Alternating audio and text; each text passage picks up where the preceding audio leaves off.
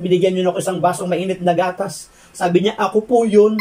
At ngayon po ako ay doktor na. Salamat po sa iyong isang basong mainit na gatas ay binigay mo sa akin nang dahil doon ako po ay nagbalik panibagong lakas. At ngayon po ako ay ganap ng doktor. Bayad na po ang lahat ng inyong gastusin dito. Binayaran nyo ng isang basong gatas. Tingnan po ninyo. Lahat ng ating ipupunla, nakagandahang loob, kabutihan, mabuti sa kapwa, darating ang panahon, hindi man ngayon, pero pagdating ng panahon, aanihin natin lahat ng ating ipinunla. Continue.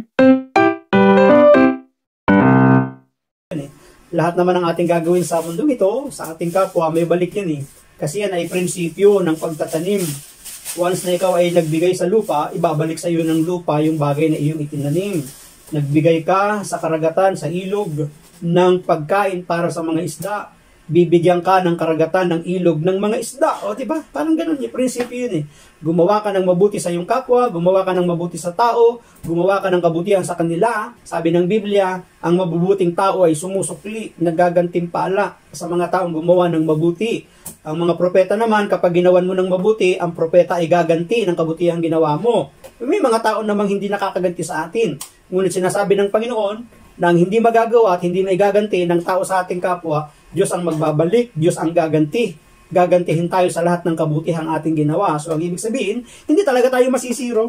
Tama yung sinabi, kung ano yung iyong pinunla, yung ano yung tinanim natin, darating ang panahon, ito'y aanihin natin. Ito, di ba yung alipin, kapag yun ay inabutan ng kanyang Panginoon, nagisingan, naghihintay, sigurado, meron yung reward, meron yung gantimpala. Tayo din, kapag tayo nag-aantay at nag-aabang sa pagbabalik ng ating Panginoon, darating ang panahon, gagantihin tayo. Naalala ko nga yung isang kwento eh.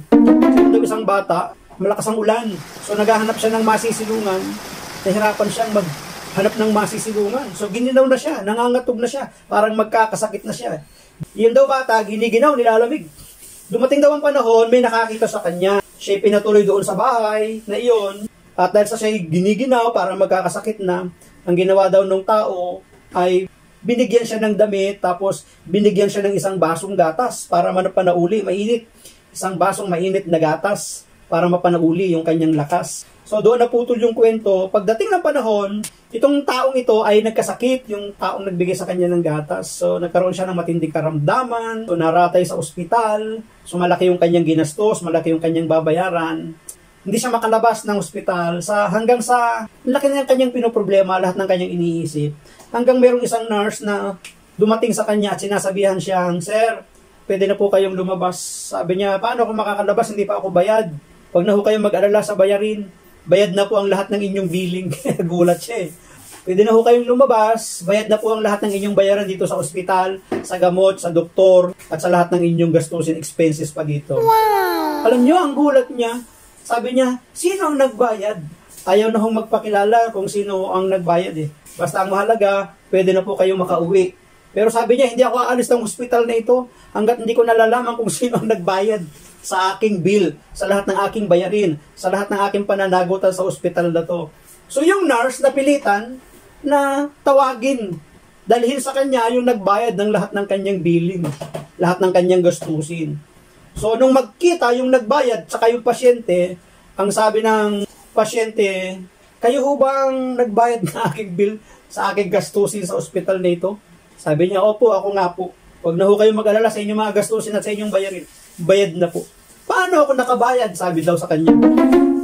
Naalala niyo po yung isang bata na halos nanginginig, basang-basa noong mga panahon na ako'y bata pa at ako'y inyong pinapasok, pinatuloy sa inyong bahay at binigyan niyo ako isang basong mainit na gatas. Sabi niya, "Ako po yun. At ngayon po ako ay doktor na. Salamat po sa iyong isang basong mainit na gatas ay binigay mo sa akin nang dahil doon ako po ay nagbalik panibagong lakas at ngayon po ako'y ganap ng doktor. Bayad na po ang lahat ng inyong gastusin dito. Binayaran nyo ng isang basong gatas." Tingnan po ninyo.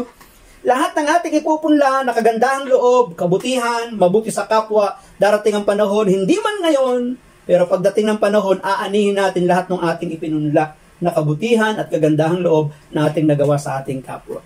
Thank you, God, for everything.